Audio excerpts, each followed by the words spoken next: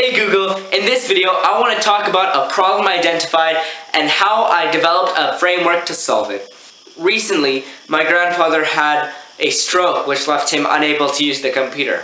Now, he really enjoyed using the computer for social media and interacting with the rest of our family through the internet. But now he couldn't do that anymore. And that got me thinking about the over 250,000 quadriplegics living in the United States. These quadriplegics can often feel socially isolated as a result of their disabilities. So I started to think about ways to solve this problem. I looked into my own life to figure out ways in which I interact with people every day. One of the things that I really like to do is online gaming. And I'm able to interact with a lot of people and make new friends through the online gaming community. So I figured that if I developed a technology which allowed for quadriplegics to play computer games and interact with others, then I may start to tackle this issue of social isolation. And so the problem statement that I came up with as to serve as a framework for this project was that quadriplegics cannot use their arms and therefore cannot play computer games. The first step was to come up with a set of design constraints and success criteria. For the design constraints, I had two different sources. The first one was coming from the user demographic. I wanted to target C1 quadriplegics because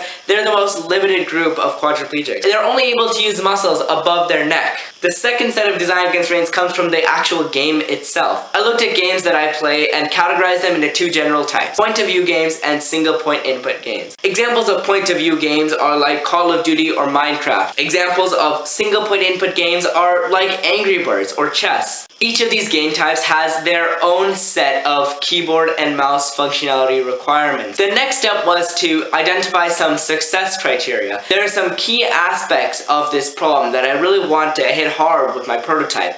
The first is cost. The device must be affordable for this user demographic. The second is functionality. From the keyboard and mouse criteria that I identified through the design constraints, I was able to construct a set of keyboard and mouse success criteria for the device. The third set of criteria was usability. There's more specific details on all of these success criteria as well as the design constraints in the table I've included below, as well as in the text description. I use these design criteria and success constraints as outlines throughout the whole prototyping process. So without further ado, let's move on to the prototyping phase.